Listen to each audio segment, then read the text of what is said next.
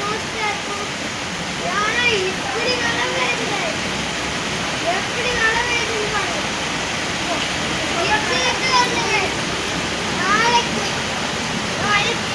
Guys, so எனக்கு கோல்டும் பிடிச்சிருச்சு guys.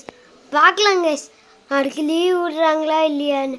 நான் நாளைக்கு அந்த நியூஸை தெரிஞ்சுக்கிட்டு இன்ஃபார்ம் பண்ணுறேன் கைஸ். பாய்.